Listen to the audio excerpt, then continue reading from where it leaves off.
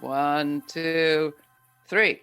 While our weekly shows are edited to time for broadcast for public television and community radio, we offer to our members and podcast subscribers an audio extra, the full uncut conversation. The following is from our episode featuring Stephanie Flanders on a Trump economy and what to watch in the ultimate election year. These audio exclusives are made possible thanks to our member supporters. 64 countries and the European Union, nearly half the world's population, are facing an election this year. Some are calling 2024 the ultimate election year, with a lot at stake. Today's guest says elections are the time the journalists and voters get to think deeply about the long-term issues facing their country and the world and consider the implications of each candidate's promises. With Donald Trump, a lot is guesswork, but look closely at the numbers on inflation and debt, and both are likely to go up if the second term resembles the first. On the other hand, what exactly is Bidenomics? It sometimes seems to be better understood and perhaps more appreciated internationally than it is by journalists in the U.S. So, to offer a bit of guidance, we have invited back, by popular demand, Stephanie Flanders, who, aside from being my sister, is head of economics and government at Bloomberg News and head of Bloomberg Economics. Stephanie is one of the hosts of Voternomics, the newly rebooted Stephanomics podcast. In this discussion, taped at the lovely CUNY TV studios in New York, we talk Trumponomics, elections, and start with a few tips on tug-of-war. At the very end, I will be back with some closing thoughts, but sit back, enjoy. This time, Laura Flanders and Friends is Laura Flanders and Family. So, Stephanie, it is just great to have you here. How fun. I understand you just came from boot camp with Bloomberg. You were team building. Did you build your team, or did you just show them how many push-ups you can do? A bit of both, obviously. But, you know, it's all about leadership training, and they're quite good at investing in that kind of thing. But a certain amount of tug-of-war was involved. There was a bit of tug-of-war. Was it politically oriented? There was a bit of, no, it was all very neutral.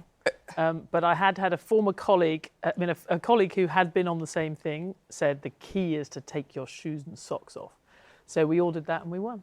Oh, okay, well, there's a tip for everybody. We're already learning things. I'm so glad to hear. Now, I have formal questions for you. Yes. Are they all going to be as difficult as that? Yeah, well, definitely, and very revealing in their answers, I'm sure, too. But, goodness, last time you were on, big hit, by the way, we learned that you had combined these two beats of economics and politics or government. This year, how many elections are happening around this country? 64 elections in different countries around this world. Something like 49% of the world's population is going to be involved in elections. What are you going to be looking at? How do you set priorities? And I guess the obvious question, what are the likely implications for... Well, the travel bill definitely goes everything. Up for some of the key people who are doing some of these big elections. We've obviously already had one very big one, Indonesia, which people tend to forget is one of the biggest economies in the world in terms of population, Muslim population. So we've already had that. We've got the Indian election that's going to be ongoing for weeks and weeks. Obviously, also more and more important economy in the world. And then there's the two, obviously, that I end up living with day to day a bit more is the US and the UK. Yeah. The US for obvious reasons, but also because I'm based in London and we have apparently the very strong prospect of the Conservatives being out of power for the first time in what seems like a very long time. So Conservatives out of power in the UK, quite likely. We'll talk about that. Quite likely, of course, here in the US, people are concerned that it's going to be a super tight race in the US election. And that's all too possible that there could be a Trump second term. I know you're looking at that, and Bloomberg's been modeling possible outcomes with respect to the key things: climate, inequality, world development, trade, cooperation, war, peace. How do you look at the likely implications of a Trump economy? Well, so there's a lot of different pieces to that. I think there's a little bit, normally you would be listening to what the candidate says about what they're going to do, or, heaven forbid, in a UK context or a European context, you might even have a manifesto that a party has put out. And then we would be thinking about costing those promises they've made. And there would be lots of discussion on television about, can you pay for this? Can you pay for that? That is happening in the UK over the very modest promises that the opposition Labour Party is making about what it will do. Clearly, all of that, like many things about politics, goes out the window when we're talking about President Donald Trump. We're looking a bit at what he did last time, especially when it comes to things like trade policy, his inclination towards tax cuts. I think overall, there's a sort of general expectation that borrowing, which is already very high in the US, normally when you have a very strong economy, which we do have, that would be a point where the government was not having to borrow very much because the economy was strong.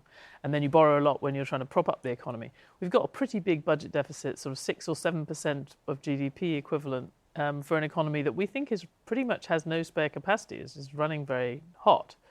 That's going to continue and probably go higher under President Trump because he believes in tax cuts and he doesn't really believe in spending cuts. So it's a lot of guesswork.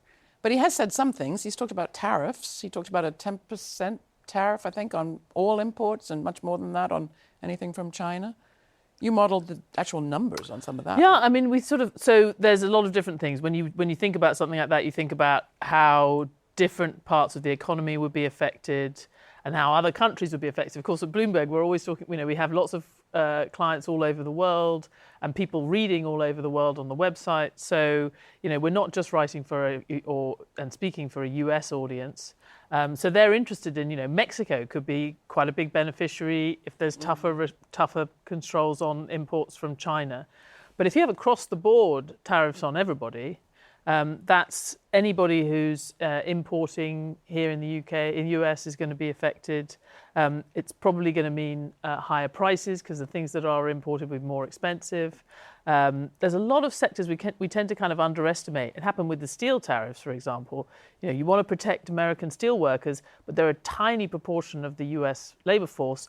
Very big, much larger proportion of the labour force is dependent on steel in one way or another, and you're actually raising the costs for them. So, I suspect we will be going through all of those numbers again, maybe even closer to the election as well. And Trump's going to say he's the antidote to inflation and how bad inflation has been under Biden, but it sounds like more inflation to come if he were to actually implement that plan. Well, if you are putting a tax on imports, which adds directly to the price. Now, of course, the goal of that is to make domestically produced goods look more attractive and cheaper.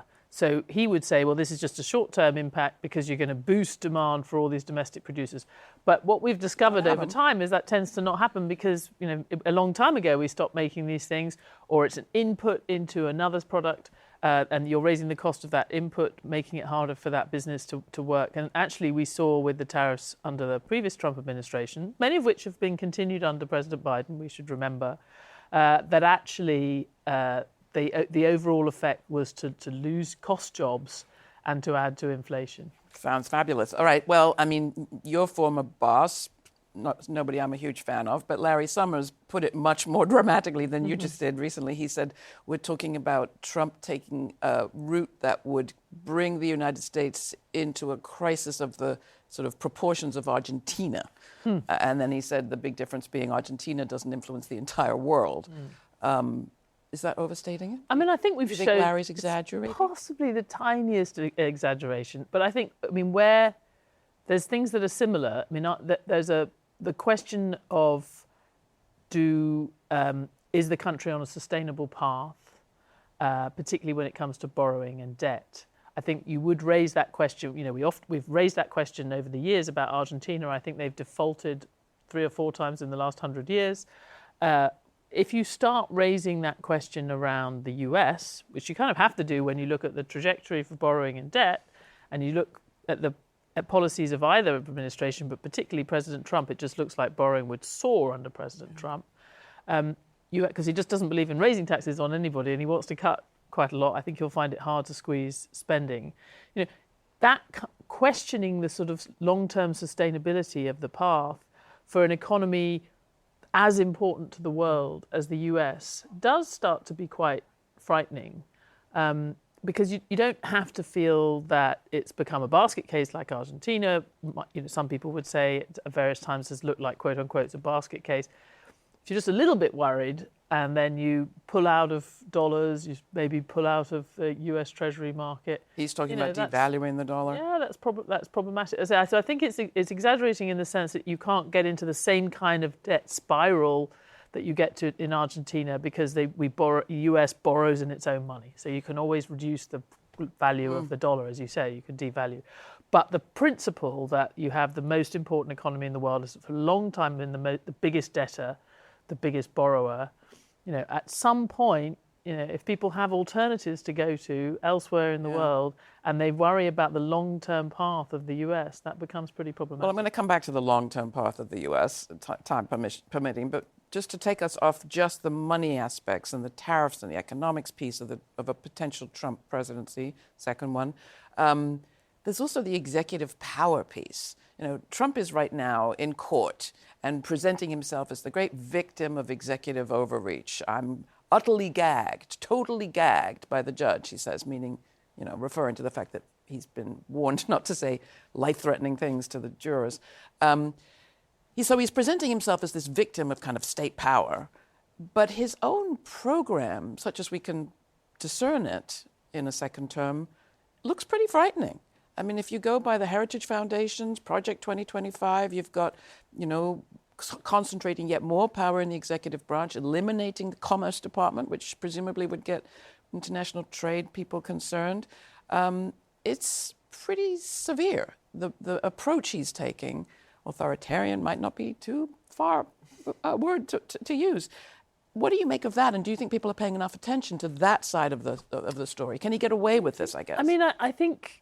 we have to be a bit careful. There's a lot of support for President Trump.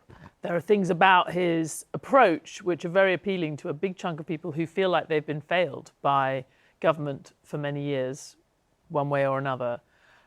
He's appealing to a group of people who feel that the government has been a sort of dead hand on the economy, has thwarted radical change, and of course that is part of the checks and balances of the US system.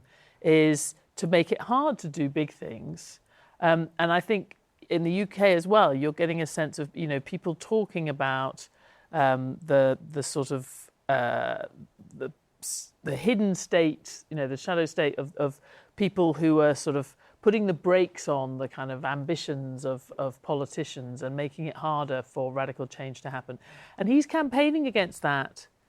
So I think the sort of positive view, or if you were going to be sort of charitable about the way you look at that program that you mentioned, it's about kind of combating the kind of stultifying effect of the government. Well, it may be about but that, but it also comes, the other way to read it is he is just someone who's going to want to amass executive power to himself. And I think that's it's the most likely scenario is not that he follows that Heritage Foundation plan.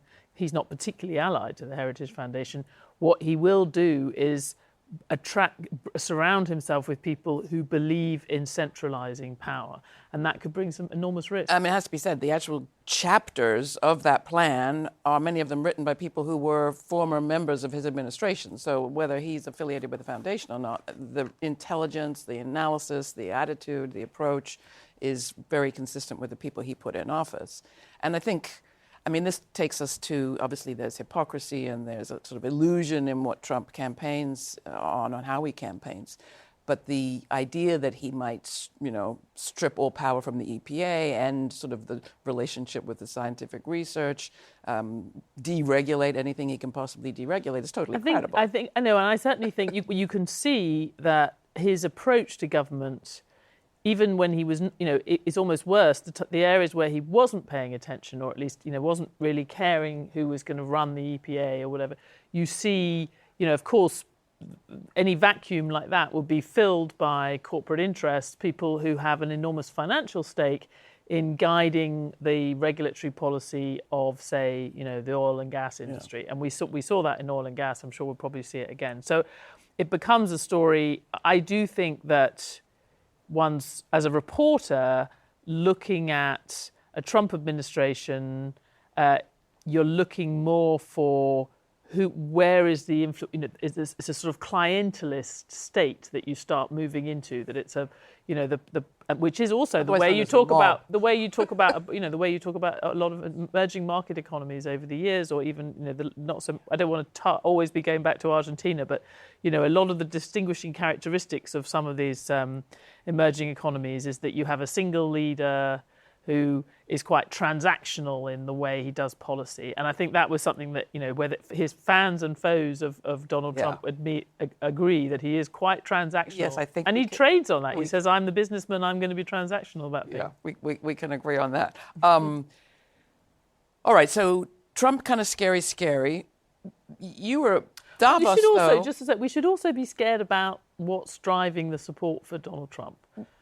Because it's not just about, I think one of the things that we sort of failed at, the global media in some ways has now failed twice, because we failed to explain to people, perhaps because we didn't understand it ourselves, why President Trump could get elected the first time. And now we're even more bewildered, if anything, having grappled with why it was and seen some of the reasons why he was elected. We now find it hard to understand how he could get elected again.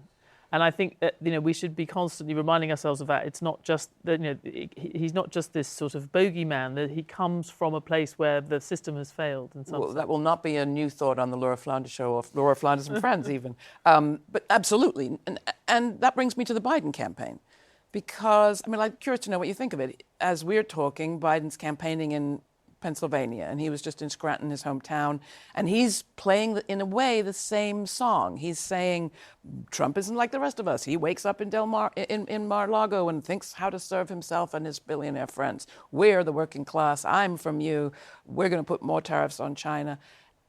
And I wonder, does that work? And do you think that the distinctions, such as they are between the Biden economic plan and the Trump one, are clear, are defined, are well understood? I remember we talked about this last time. And what's interesting is some of the things that Donald Trump kind of put on the agenda that some people would give him credit for. The fact that, the sort of the bargain that was done with China when they joined the World Trade Organization, it felt, by the time Donald Trump was campaigning in 2016, he was kind of making the point that, that bargain had not worked out very well for the world. It worked out very well for China, but China had not changed in the way, towards a more democratic system, a more open economy that people had hoped when they brought it into the WTO. And I think, he did a lot to highlight that.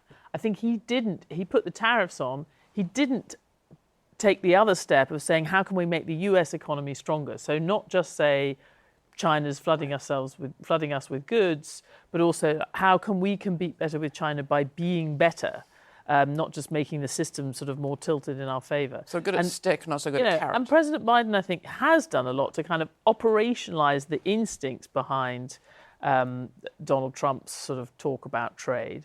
And I think they have, whether it's going to be successful or not, I think everyone around the world who's concerned about the long-term impact of globalization on, poorest workers, people having their jobs displaced, on the industrial base of economies, is kind of impressed by the experiment that the administration has attempted in the US. That massive spending on infrastructure, support for manufacturing, effort to have the friendshoring and bringing things back to the US. It's going to take a long time. I think I think you're fighting a very strong kind of opposing force in terms of the way the global economy works, and any positive impact is going to take a long time to appear. So it's sort of there are some clear differences because they're actually trying to change things on the ground, not just sort of slapping tariffs on. But I don't know whether they're going to get the advantage of it. And things like inflation, on the other hand, people feel is still very real to them. So that gets to that question. I've had a lot more positive things to say about this administration on the economic side than other administrations in my lifetime. Obviously, less so on the foreign policy side. We can get to that. But this Bidenomics, this phrase, obviously taken from Stephanomics, your podcast. Yes, I'm sure. Bidenomics has a lot going for it, but it still seems to have a hard time having a clear profile in the public mind. I think that a lot of our top journalists, at least in this sort of opinion-shaping media journalism, don't really know it all that well or understand it all that well or want to look into the weeds of it all that well. Most of them don't come from any working class experience or experience of any relationship to manufacturing or infrastructure needs. If you were to define Bidenomics, how would you define it? I think it is a lot of it is about investing in core investment, putting enormous amounts of money in investing in the key technologies of the future and in building manufacturing either in the US or in countries closer to the US geographically or at least sort of strategically, and increasing resilience. There's a great focus on the resilience of the economy, so you don't find, as we did with COVID, that there are big areas of the economy that are massively vulnerable to and are hugely dependent on China. We've allowed ourselves, we're still very dependent on China. I guess the other thing about it is all that money, and most of it is going through the private sector. So it's a huge amount of sort of subsidy and tax breaks for companies to invest in green technologies and invest in making a carbon transition as well as manufacturing. And they're definitely struggling on the ground, struggling to get enough workers to build some of these plants, let alone work in them after they get there, after they've built it. Are there things you would have done differently if you'd been president? I think, luckily I haven't had to make all those decisions, but I think it is hard to... we will see in the end, I'm sure, that a lot of that money will have been wasted because just inevitably when you're talking about those kind of numbers, and I think, so it's hard to tell now, but we may yet sort of be concerned about quite how much was wasted when you've basically you're trusting companies to invest in the right thing with quite a lot of hoops that companies have to jump through, but still quite a lot of benefit of the doubt. Well, I think that's where my disappointment sits, in the sense that, you can have a wide variety of experience with publicly owned companies and public ownership and publicly owned businesses, nationalized businesses, whatever you want to call them. But to my mind, it would have been smart to invest more of that money in publicly owned corporations, whether it was pharmaceutical production, some of this chip production. Why couldn't it have been owned by the public, putting the resources, putting the profits back into the public coffers, and shifting that dynamic between government and private sector, which seems to be unchanged and leading us to where we are today of inequality and corruption, et cetera, et cetera. I think one thing is, there isn't a good model of, well-established models in pharmaceuticals, for example, of publicly owned companies that are very innovative, that are doing things. I think you have got to... They give the private sector a run for their money. But it's interesting, right? Just starting that from scratch. We haven't seen that. I don't insulin think in that's necessarily an example. I would say I think there's one of the things that, and we might disagree on this, but I think there's in a shock move. But when you look at the times where countries have tried to become another country. So, in Britain, we often talk about becoming more like Germany. We should have more engineers. We should have fighting kind of who you are as a country. You can waste a lot of money because there's always a kind of lot of mutually reinforcing incentives and other things that have developed over time.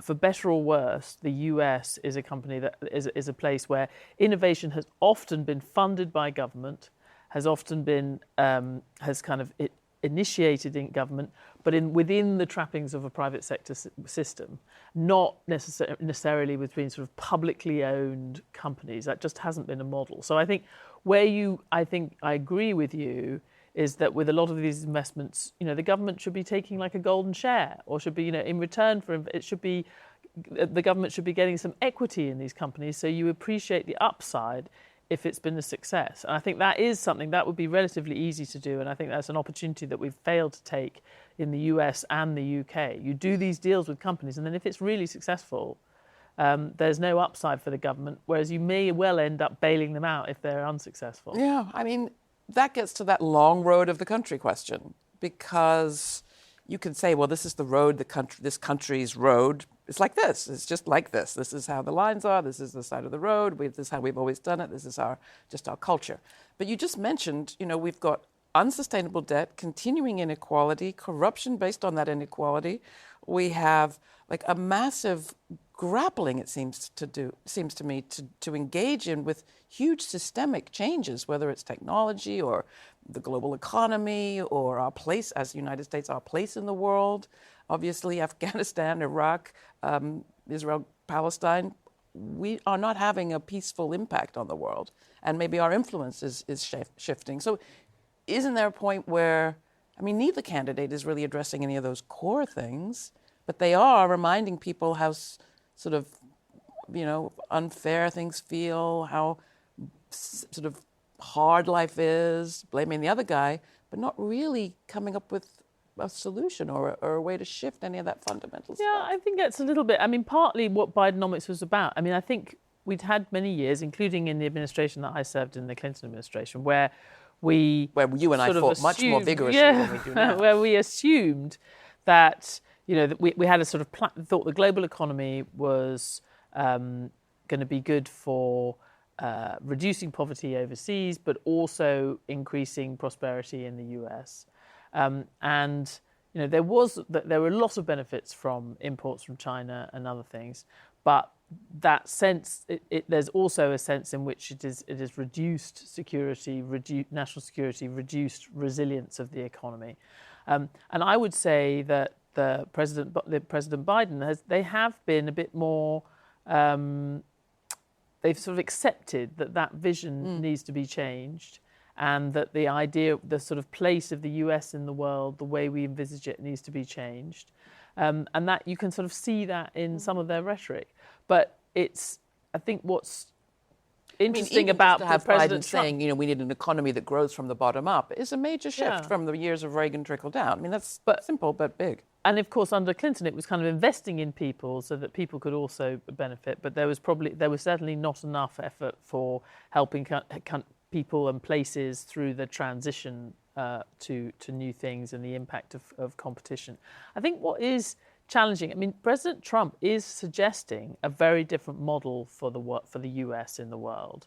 But he's kind of got two, right? Because he's sort of saying the US will put itself first, will not be part of kind of underpinning the global system. But he also sort of puts across this kind of tough, I would do a deal with China, I would win against Russia, I would win against China. And it's not clear how those two play out. If China really threatened Taiwan, well, there's a sort of one instinct of President Trump's presumably would be, we've got to defend ourselves because we're very dependent. We have to defend Taiwan because we're hugely dependent on Taiwan. That by putting the US first, we would actually still have to put Taiwan first as well. But the other side of him, I'm sure, would also be saying, well, we don't want to underpin Taiwan's freedom any more than anybody else's. So, NATO, I think you can have a lofty, big vision, but if it doesn't add up internally, if it's not internally consistent, it's not helping. All right, we will leave the big road question and come back to your job. It's not just the US election on the horizon, there's a UK election on the horizon. I think when I left the UK, which was very, very long time ago, it was in part because I felt like the US was more exciting, had more possibility, more movement, more kind of opening for people and change. Now I think maybe we opened that Overton window, as people call it, really wider than I ever imagined. And the sort of rather boring election that you're having has something to be said for it, perhaps. Well, it's interesting. So I was thinking about this the other day. The Overton window is this sort of political science concept that you have this window that is sort of the window of acceptable policies that can either side in party politics can discuss that the sort of voters are comfortable with. And if you get too far, if you can't be seen through the window, then you're off the reservation or unable to get elected. And it feels in the UK, we've obviously been sort of madly shooting ourselves in the foot over Brexit and having great battles over what that was going to look like. So what it was possible for people to say politically suddenly seemed to have broadened enormously, and you have much more kind of openly aggressive voices around immigration, quite extreme right views that are now kind of sayable out loud. But also, we obviously had a period with Jeremy Corbyn and the Labour Party of much more extreme, in favour of extreme Labour Party policies. A lot of, despite, we've now got to a point where at least although the political rhetoric is still quite dramatic in some kind of at the fringes, you actually have very similar economic policies and actually quite similar, look quite similar to sort of late 90s kind of feel of economics. So you're right, it looks rather sort of staid, but it is also perhaps a reflection of, we are also borrowing a lot and facing kind of very tough times in terms of, how we're going to invest in, transition, green transition or any of those things. And we're not growing nearly as fast as the US, so we've got less money to play with. So it is quite, we've got sort of safer politics, but also that reflects the fact that we've got much less room for manoeuvre even in the US. Mm. Well, less people think that we sit around the kitchen table when we do sit around a kitchen table or any kind of table and chat, and we only talk about the economics and future of the universe. Fascinating table to be at. Very exactly. We also sometimes talk about kids. You have two of them. They're on their way to college, or one is, and one's just a couple of years behind. I learned quite a lot watching you go through that process, insofar as I did, about how much the UK has done through policy to try to address class imbalance, which is another thing I was fleeing when I left. There are some things that I think are just worth mentioning because it was news to me around the structure of school loans in the UK, the structure of internships. Can you just tell us? Because I think the practicalities of it would make others, as I did, sort of stop and start and say, well, that's a good idea. I mean, there's a much bigger focus, and it does seem strange, in the same era that we had like Downton Abbey and all these things, reminding everyone of the old sort of UK class system. And I should say, in a system in which you still have large number of politicians are all educated in, if not at the same schools, then certainly the same universities.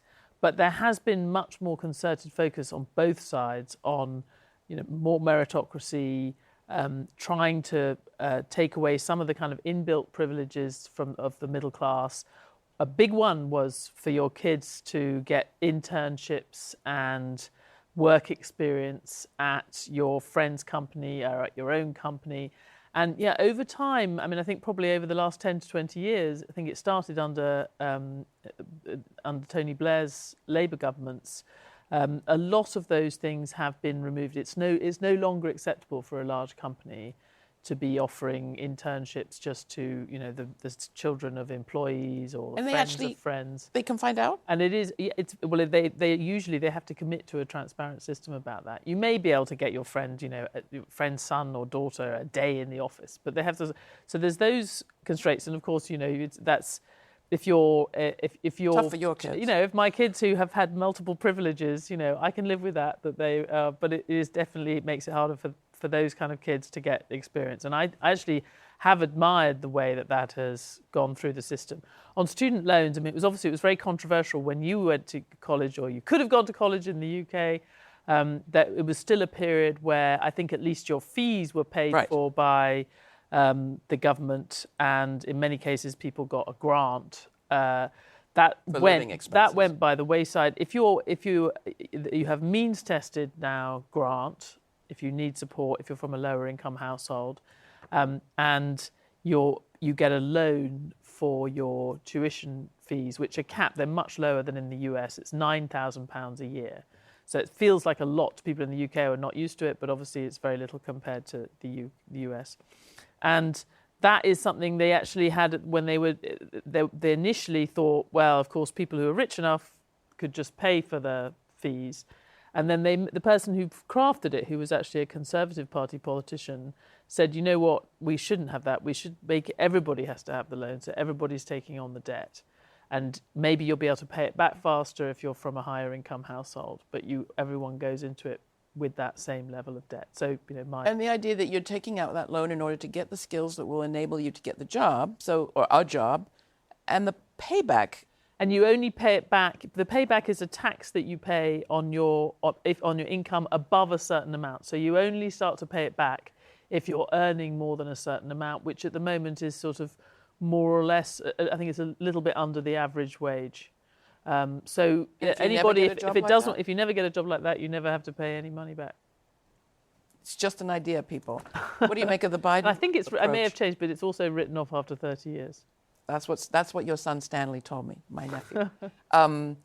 Sounds kind of reasonable. What do you think of the Biden approach, which is just forgive some debt as far as he can through executive orders and propose, at least in the next administration, that community college is free? Yeah. So I should say I haven't gone into all the details of that, but I do think I could see that they are responding to a massive issue, which is student debt is not only a massive burden on that generation, but actually you're finding we've had various stories about retirees who are taking on new mortgages and debt in order to help their children pay their student loans. So you're even 60 or 65 and you're taking on loans, and that's in itself raising issues because they're not that's not a period in life where you should be borrowing, and people are getting into trouble repaying those loans. So it's a problem that's then ricocheting across the generations. So I think, although I say I'm not, I know there's sort of challenges to some pieces of that. The basic idea that this is a massive problem that you need to probably do a grand gesture to address, and then fix for the longer term. I mean, it does seem like it's that longer term fix that we actually really need. These gestures are great, and people are happy to be relieved of some debt, but there needs to be a structural change. And the British system, I know, is not perfect and is a step back from where you were before, but it's at least some concrete approach. Yeah, and remember, there's again the same response, the same criticism that one of the reasons why there was support in the Labour Party for getting rid of the old or for having some fees is that if you have a fixed amount of money that's going into education, actually it's very expensive to have for a given pound. That's not buying you very much in terms of a university education, and that's only a relatively privileged proportion of the economy. It's only a small proportion of the labour force. In terms of the sort of bang for buck, you want to put that public money into preschool and primary school. That's actually what yields the biggest benefits for the economy and for the broader population. So there has always been a fairness about that. Often you're spending a vast amount of money on a very small number of people being educated in university and not doing that important work in the preschool years, which is, has the single highest return. Okay, so there we just modelled a fantastic family conversation that we had that came back to economics. Stephanie, it's great having you. Are you going to have any fun this year? I mean, it sounds like kind of a little bit the year from hell if you're you. Well, you say that, but we've got, elections are also a time where you get to sort of focus on, I'm certainly encouraging the team to say, look, this is an opportunity to be thinking about not just what are politicians saying, but what are the long-term issues facing this country, any country, and, are those policy recommendations, fit for purpose? And that, you don't often get, if you're doing a lot of day-to-day journalism, you don't often get to look at the sort of big picture, what are the big problems this country faces. So I think it's also elections are opportunities for voters and for journalists to, raise their eyes to the horizon a little bit. And in your case, relaunch your podcast, which will come as great good news to lots of people who are your fans. Voternomics. Voternomics. You see what we've done there? We've made a dramatic change. From Stephanomics to Voternomics. The broader point around that. When are you launching it? Well, it's the end of April. We will have it. I've got a couple of co-presenters, but what it's supposed to be about, I hope it's going to be about, we're going to have some very interesting guests, but it's about the way that politics and the return of geopolitics and the question marks about the global system is sort of upending a lot of the long-standing assumptions of economists, economic policymakers. That politics is getting in the way of economics in a way that we haven't seen for a long time. Well, we look forward to subscribing. How can people find it? Wherever you get your podcasts. Wherever you get your podcasts. Voternomics, coming to a podcast player near you. I have got to ask you the last question that I ask everybody. I think I asked you last time, but I'll ask it again. And that is, particularly, I think, poignant given the way that you've presented the year that we're in, especially in the U.S. election. It seems like we have real choices. What do you think is the story the future will tell of this moment? God, if I knew that. What is the story that would tell? I think we'll find that even with these, I like to think that whatever the result of the US election, the broader forces that are buffeting the global economy, confronting leaders around the world, will be bigger than anything, for better or worse. Will be shaping the choices even of a Donald Trump, who tends to think he can make his own weather. I think everybody is in many ways dealing with the same global challenges, and it isn't all down to one man or one election, for better or worse. So the we're all on this ship together story. Kinda. All right. Different seats The on the ship, maybe. on the long road. At this moment where our metaphor collapses, we will end. Stephanie, it's great to have you. Thanks for coming in. Thanks for having me. This is Laura Flanders and Friends, or as in this case, sister.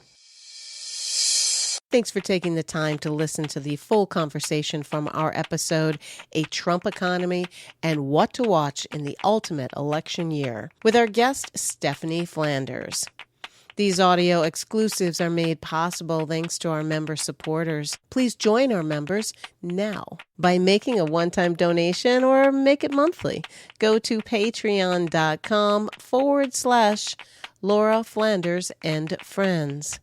That's also where you'll find more information on this conversation in the episode notes posted there. That's patreon.com/Laura Flanders and Friends. And thanks again to all of our member supporters for making this audio exclusive possible.